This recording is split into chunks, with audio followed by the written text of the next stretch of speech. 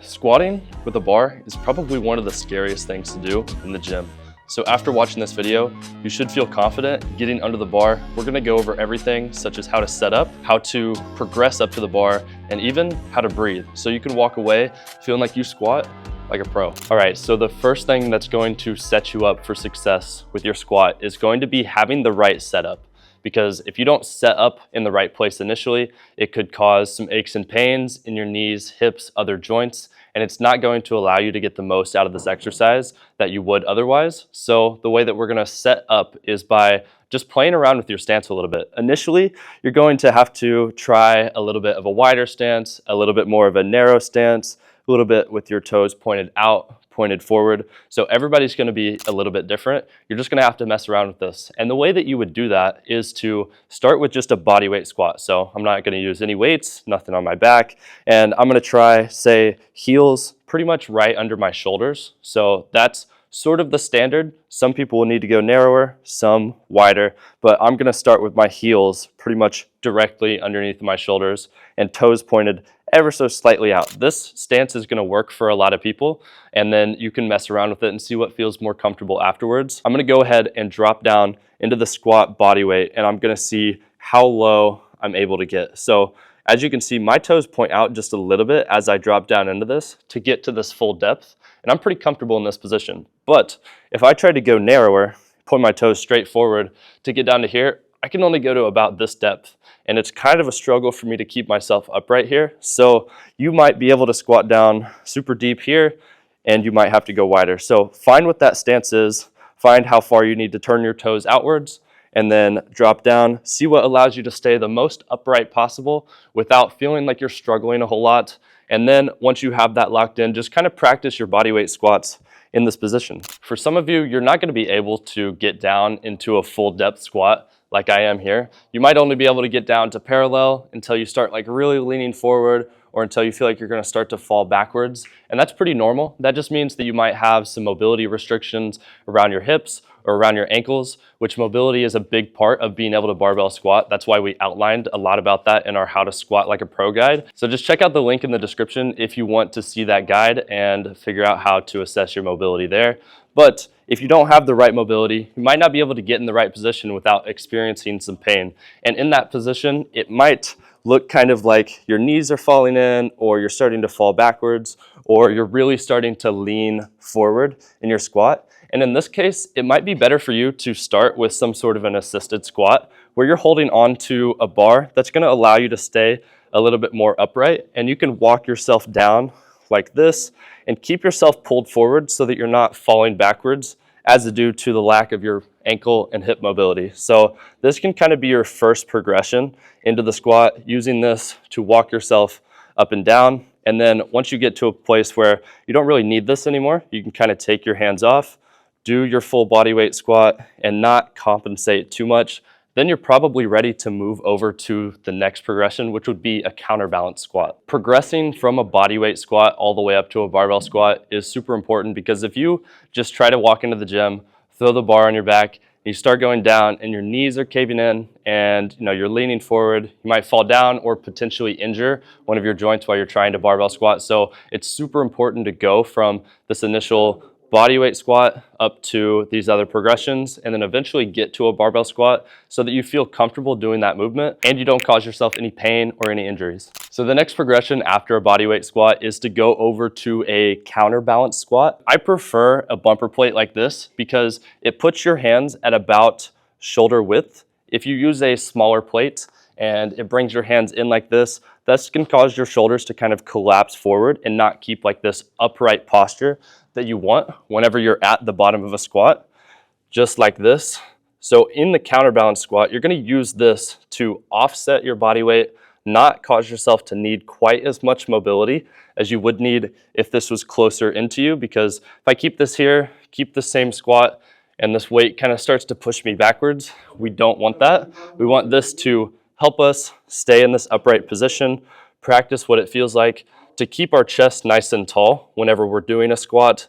And then as you progress through this, you can gradually pull it in a little bit more and more on each of these reps until you get to a place where you can then hold it next to your body And then you're ready for the next progression, which would be a goblet squat. So this is a squat variation where you kind of create a little bit of a cup with your hands here, and you're going to use that to hold either a dumbbell or a kettlebell, just something that's a little bit heavier than what you can hold those plates really far away from your body, because at some point your shoulders aren't going to be strong enough to hold that up. So once you get to a weight that you can't quite hold with your arms, you can go over to this goblet squat where you now hold it in this position here.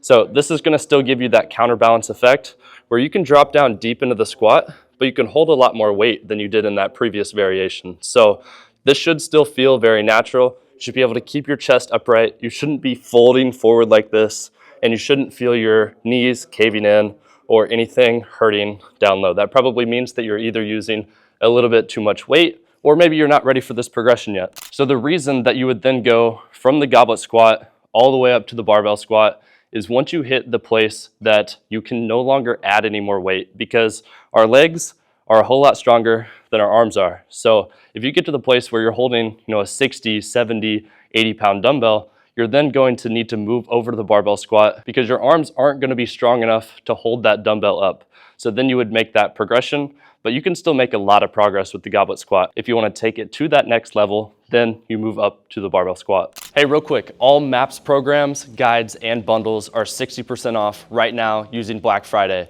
All purchases during November enter you to win our giveaway. 2 people are gonna get to go to our MINDPUMP Park City House for 1 week. This is optimized for health. There's a home gym, sauna, cold plunge, red light. It's amazing. 5 people are going to win 3 months of our one-on-one coaching with somebody over here on the MINDPUMP training staff, and 10 people are going to win 3 months of our concierge coaching. Bundles get you 10 entries, individual programs get you 5, and everything else gets you 1. All right, back to the video. Once you're ready to move over to the grandiose barbell squat, you're gonna need to set it up properly first. So to do that, you're going to take the clips and you're going to place them where if the bar was on your back, you should be able to just walk it in to the back of this clip. That's why this padded part is here.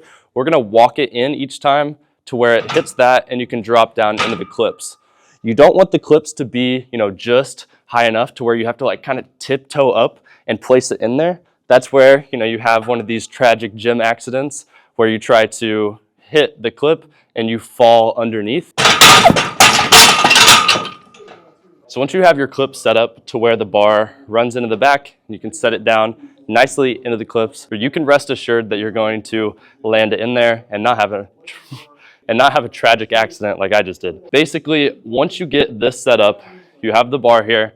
What I'm gonna want you to do is get a nice, slightly wide grip.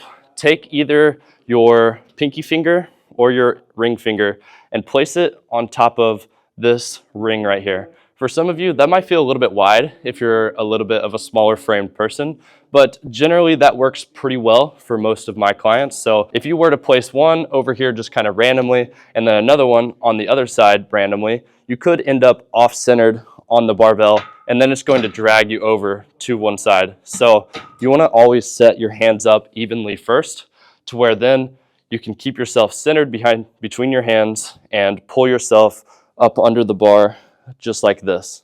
So once you do that, you're going to want to pull your shoulder blades back and down so that the bar has a nice shelf to sit upon on top of your back. So once you create that shelf on top of your shoulders, you should have a nice place for the bar to sit. You're going to pull your head under, stand up with the bar, and then take just a couple steps out. So once you're here, you're going to want to find that squat stance that we got earlier whenever we were practicing with the bodyweight squats and the counterbalance squats. You're going to want to set up at the right width with your toes pointed to the right angle. And then from here, now that we have a bar on top of our back, breathing becomes a little bit more important. So before you drop down into the squat, I want you to take a nice belly breath, expanding your stomach, and then I want you to brace your core down like somebody's about to hit you in the stomach. So that's going to create a lot of tension, protect your spine so that whenever you're dropping down, the bar doesn't cause you to bend forward just like this. Now you're going to take that big breath in, brace on top of that breath, and then you're going to simultaneously slide your hips back and bend your knees at the same time to drop down into the squat. This is a pretty common mistake because if you start the squat by bending your knees, you might stay too upright, your weight's gonna go all on your toes, and then your heels are gonna start coming up off of the ground, which is gonna put a lot of tension on your knees. So you want to slide those hips back at the same time as bending your knees, and this is gonna create that nice balanced squat that we were looking for before. Once you get down to this position that you feel pretty comfortable with, you're gonna come back up, and then you're gonna release that breath that you took previously. So then, whenever you finish your squat, you're gonna walk it in, like I said before, hit the bar into the back of these clips, drop it down like that, release yourself underneath the bar, and boom. You just completed your very first barbell squat, and you are now squatting like a pro. So like I said in the middle of the video, go down to the description. We have a how to squat like a pro guide, as well as a ton of other free resources to check out about exercise, nutrition, recovery, etc. Check those out. Let us know if they help you out.